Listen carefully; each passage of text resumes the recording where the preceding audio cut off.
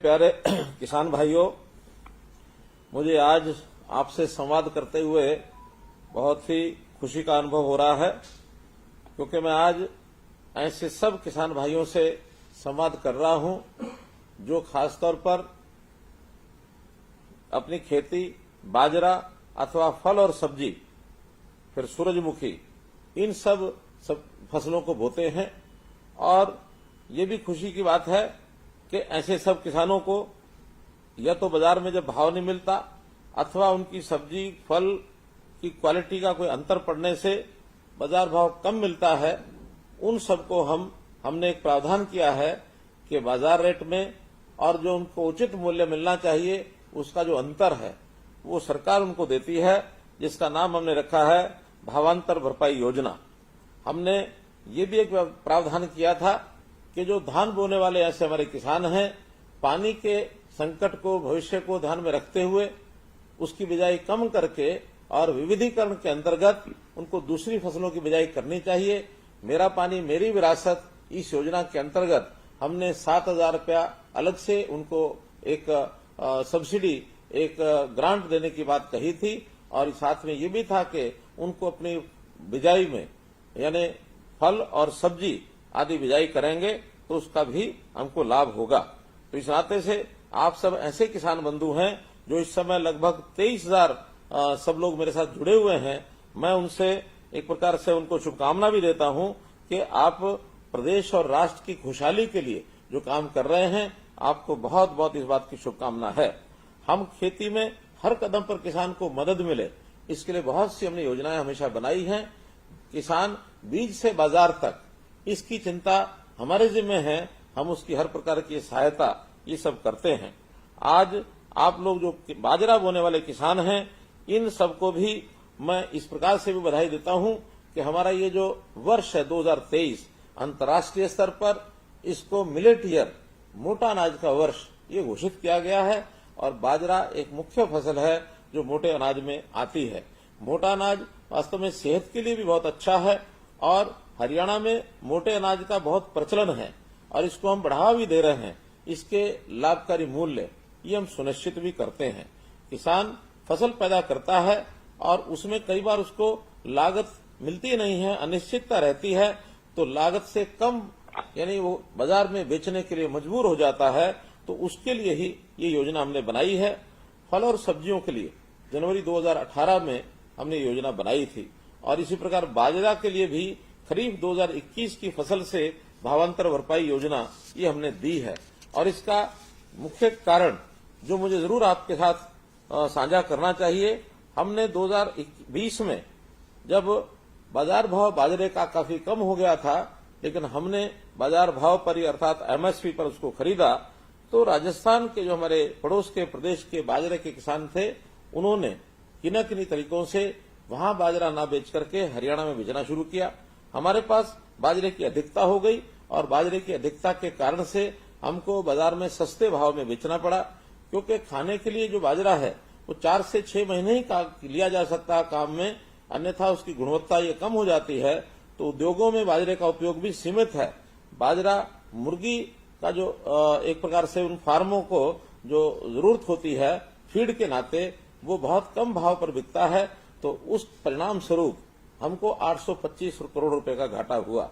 इस व्यवस्था को रोकने के लिए हमने अगले बार से खरीफ 2021 से और किसानों को सीधा जो भावांतर है, बाजार भाव और कीमत में जो अंतर आया है, उस अंतर को ध्यान में रखते हुए 2250 रुपया प्रति क्विंटल एमएसपी था और बाजार का जो भाव 1650 रुपए था, तो ये जो अंतर 600 रुपए का प्रति क्विंटल के हिसाब से ये भावांतर भरपाई योजना और ये हमने दी है। और इसमें 2,42,000 किसानों को लगभग 440 करोड़ रुपए की राशि और ये हमने उनको दी है। एक विशेष बात यह है कि बाजरे का जो किसान है, वो बाजरे के किसान को अपने घर के लिए भी बाजरा रखना होता है, या कई बार बाजरा अपने घर में स्टॉक करता है कि बाद में अच्छे भाव पर वो हमको मिलेगा या फिर वो तुरंत बाजार में बेच के आएगा। ये स्वतंत्रता हमने किसान को दी है, चाहे वो कुछ भी करे, हम उसके बुआई के हिसाब से जितना एकड़ उसने बाजरा बोया है उसके हिसाब से एक एवरेज लगा करके भावांतर भरपाई योजना का पैसा उसको देते हैं। यही क्रम हमने खरीफ 2022 में शुरू किया, जब एमएसपी का रेट 2350 हो गया और इसमें भी बाजार भाव 1900 रुपए था, तो 450 रुपए प्रति क्विंटल ये हमने भावांतर भरपाई योजना के लिए दिए। 2,76,600 किसानों को 390 करोड़ रुपया भावांतर भरपाई की योजना के अंतर्गत हमने उनके खातों में और ये डाला है। इससे दोनों सीजन का मिला करके हमको 830 करोड़ रुपया सीधे जो किसान के खाते में ये डाला गया है। हमने और भी कई प्रकार की योजनाएं बनाई हैं। बाजरे की बजाय यदि दलहन तिलहन ये खेती लोग करते हैं, उसमें भी अलग से 4,000 रुपये प्रति एकड़ ये उनको दिया जाता है, ताकि दलहन तिलहन की जो हमारी आवश्यकता है देश की तेल आदि की, उसको हम पूरा कर सकें और इस दलहन और तिलहन में हमारा देश, हमारा प्रदेश आत्मनिर्भर बने, इसलिए इस योजना को हमने लागू किया है। बागवानी को भी हमने बढ़ावा दिया है और बागवानी को बढ़ावा देने के लिए हमने 2030 तक बागवानी का जो क्षेत्र है, जो आज हरियाणा का 11 लाख एकड़ और ये बागवानी का क्षेत्र है, हमने एक योजना बनाई है कि 2030 तक बागवानी के अधीन आने वाला क्षेत्र इसको दोगुना किया जाए, 22 लाख एकड़, और ये बागवानी की जाए, क्योंकि बागवानी भी ऐसी क्रॉप है जिससे किसान की आय ये उसको काफी अच्छी मिलती है और उसको उसका लाभ मिलता है। सब्जी आदि के लिए जो भावांतर भरपाई योजना है, उसका हमने उत्पादन का एक बेंचमार्क ये निर्धारित किया है। जैसे उदाहरण के लिए आलू प्रति एकड़ हमने 120 क्विंटल, प्याज प्रति एकड़ 100 क्विंटल, टमाटर प्रति एकड़ 140 क्विंटल, फूल गोभी के लिए 100 रुपये प्रति क्विंटल, और इसी हिसाब से इनके जो संरक्षित मूल्य हैं वो भी हमने तय किए हैं। इससे कम भाव में यदि उसका बिकता है तो उसको अपना रजिस्ट्रेशन, ये हमारा मार्केटिंग बोर्ड का जो पोर्टल है उसके ऊपर कराना पड़ता है, और रजिस्ट्रेशन कराने के बाद जे फार्म के हिसाब से जो अंतर आता है उस अंतर के हिसाब से और हमको जो पैसा है वो देते हैं। और सब्जियों के इस फल और सब्जी की जो भावांतर भरपाई है, हमने पिछले सालों में 12,000 से अधिक किसानों को 33 करोड़ रुपए की राशि ये उनको दी है। किसान की फसल खराब होने पर उसको नुकसान न हो, तो इसके लिए भी प्रधानमंत्री जी ने प्रधानमंत्री फसल बीमा योजना ये कार्यक्रम शुरू किया, और हर बार एक अच्छी राशि किसानों को यदि क्लेम की बनती है तो उनको मिलती है। और इसी प्रकार हमने बागवानी की फसलों के लिए भी मुख्यमंत्री बागवानी बीमा योजना ये शुरू की है, जिसके अंदर 21 फसलें ये शामिल की गई हैं, ताकि बागवानी और यानी अन्य फसलें इन सब का बीमा और कंपनियों को द्वारा करा करके उनको किसी प्रकार का नुकसान न हो। इसलिए मित्रों, हम लोग किसानों के हित में हमेशा ये काम करते हैं। केवल भावांतर भरपाई योजना ही नहीं, बल्कि बहुत अन्य निर्णय भी हमने लिए। हमने किसानों के खाते में सीधा पैसा डीबीटी के माध्यम से लगभग 50,000 करोड़ रुपया डाला है। कोई समय था किसान अपनी फसल बेचता था, उनके हाथ में पैसा नहीं जाता था, पैसा किसी और के अकाउंट में होता था, उनको अपने खर्च के लिए और समय समय पर उनके आगे हाथ फैलाने पड़ते थे।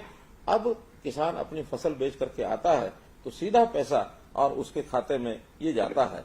जैसे फसल बदलने की प्रोत्साहन राशि की मैंने बात की, इसी प्रकार हमने ऑनलाइन मेरी फसल मेरा ब्यौरा ये पोर्टल भी शुरू किया, ताकि हरियाणा की कुल भूमि, आपकी जानकारी के लिए 85 लाख एकड़ ये हरियाणा की कुल कृषि भूमि है। अभी तक ये वॉलंटरी था, जो किसान अपनी फसल को मार्केट में बेचते थे, जिनकी प्रोक्योरमेंट होती थी, केवल वही अपनी फसल का रजिस्ट्रेशन करते थे। लेकिन इस बार पहली बार से हमने कुल जमीन का रजिस्ट्रेशन होना चाहिए। किसान को प्रोत्साहन राशि भी दी है कि अपना पूरा अगर वो फसल रजिस्ट्रेशन उसका करता है तो इसको इनाम के तौर के रूप में एक छोटी राशि, कुछ प्राइजेस भी हमने रखे हैं, वो सब उनको दिए जाएंगे। और जो किसान नहीं कर पाएंगे वो हमारे विभाग, चाहे वो कृषि विभाग है अथवा रेवेन्यू डिपार्टमेंट है, इनके माध्यम से हम शेष बची जमीनें जिनका रजिस्ट्रेशन नहीं हुआ है उनका रजिस्ट्रेशन भी चल रहा है। हमारा अनुमान है कि 31 अगस्त तक पूरे 85 लाख एकड़ जमीन का रजिस्ट्रेशन ये हमारा हो जाए। और इससे कई बार बहुत सी ऐसी समस्याएं जो आती हैं, खाली जमीनों पर क्या बुआ है क्या नहीं बोया है, और कुछ शरारतें करने वाले लोग भी हैं, खाली जमीन पर भी अपना जब मुआवजे की आवश्यकता होती है तब उसका रजिस्ट्रेशन करा करके और एक प्रकार से वो गलत ढंग से भी काम करते हैं, वो भी सब रुकेगा।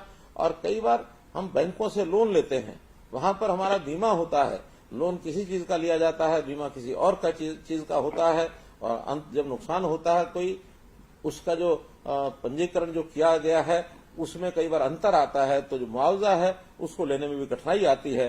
तो ये सब कठिनाइयां मेरी फसल मेरा ब्यौरा पर 100% जमीन का रजिस्ट्रेशन यदि होगा तो ये सब कठिनाइयां समाप्त होंगी। हमने सोलर पंप्स के लिए भी पिछले साल 53,000 सोलर पंप्स लगाए हैं। इनके ऊपर सब्सिडी दी गई है कुसुम योजना के अंतर्गत, और इस वर्ष में 70,000 नए सोलर ट्यूबवेल्स वो लगाए जाएंगे ताकि बिजली की खपत में भी कमी आएगी और ऐसे सोलर पंप से किसान को भी बहुत बड़ा फायदा होगा। सबसे ज्यादा फसलें हरियाणा में एमएसपी पर ली जा रही हैं। ऐसा हमारा अनुमान है कि 15-16 फसलें हम हरियाणा में एमएसपी पर खरीद रहे हैं। कोई प्रदेश इतनी संख्या में फसलों को एमएसपी पर नहीं खरीदता है। जहां तक पानी का विषय है, पानी प्रबंधन भी हमने बहुत ही बढ़िया प्रकार से उसको किया है। आखिर हमारे प्रबंधन के कारण से ही पानी टेल तक पहुंचाने का काम हमने किया है। पिछले वर्षों में कोई ऐसी टेल नहीं है जहां पानी नहीं पहुंचा है। वर्षा के इन 4 महीनों में दूर दराज के जो हमारे तालाब हैं, जो सरोवर हैं, जो वो सब सूखे रहते थे, उनमें भी पानी हमने भेजा है। बहुत लेवल यानी बहुत जगह पर पानी का लेवल जो डार्क जोन एरिया घोषित हो गया था उसमें पानी ऊपर आया है और किसानों को सिंचाई के लिए वहां से पानी लेने में अब कोई कठिनाई नहीं है। गांव-गांव में हमने बिजली पहुंचा, सब गांव में बिजली तो पहुंची है। 5700 से ऊपर गांव में 24 घंटे बिजली हम दे रहे हैं और इसी प्रकार से आज बिजली किसी किसान को उसकी कोई कठिनाई नहीं होती, किसी उद्योगपति को नहीं होती, किसी घर को नहीं होती। हर जगह बिजली हम पर्याप्त दे रहे हैं। तो इन सब योजनाओं के साथ हम माननीय प्रधानमंत्री जी का धन्यवाद करते हैं कि उन्होंने किसान सम्मान निधि वर्ष में 6,000 रुपया ये भी मिलता है। उसके लिए मैं प्रधानमंत्री जी का एक प्रकार से धन्यवाद करता हूं। जो नेचुरल फार्मिंग है, एक प्रकार से नेचुरल फार्मिंग यानी ऑर्गेनिक खेती करने के लिए गाय का गोबर ये उसमें उपयोग होता है। हमने इन किसानों को गाय देने के लिए भी एक प्रावधान किया है कि हर एक को गाय उसको बांधी जाए और उसमें भी जितनी आवश्यकता उनको होती है पैसे की, वो पैसा भी उनको दिया जाए। मेरा कहने का भाव है कि हमारा किसान, इस किसान को हम यानी एक प्रकार से मजदूर नहीं बल्कि अपनी खेती का मालिक बनाना चाहते हैं और मालिक जो बनता है वो स्वाभिमान से सिर ऊंचा करके सीना चौड़ा करके अपने काम को करता है। किसान हमारा ये व्यापारी तो नहीं है, लेकिन सेवा भाव इसमें कम नहीं है। सेवा भाव से जनता के पेट का पालन करना, पेट के खाने की भरपाई करना और न केवल अपने प्रदेश में बल्कि देश के जनता को, देश के लोगों के पेट को भरने के लिए भी हमारा किसान अन्न पैदा करता है। तो इसलिए हमारा जो किसान है ये इसका हम हर प्रकार से ध्यान रखते हैं।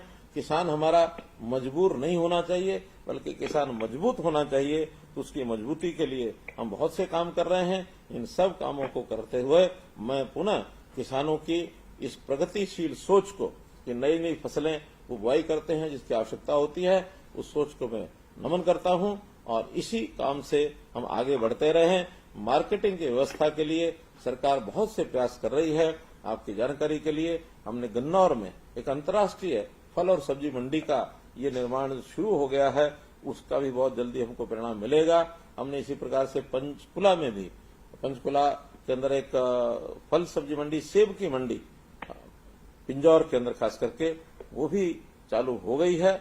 इसलिए इन सब स्थानों का लाभ हम सब किसानों को हो रहा है। मैं पुनः, किसान हमारा अन्नदाता है, किसान के नाते से हमारे प्रदेश का किसान कैसे फलेगा फूलेगा उसको किसी प्रकार की कोठाई न आए, लगातार हम ध्यान रख रहे हैं। और संयोग से आज मैं जो किसानों से बातचीत कर रहा हूं, पिछले जनवरी से जब से ये कार्यक्रम हमने शुरू किया है हर सप्ताह का, मैं आज 8 बार लगभग हो गए हैं, या तो कृषि अथवा कृषि से संबंधित ऐसे सब विषयों पर मैंने बात की है।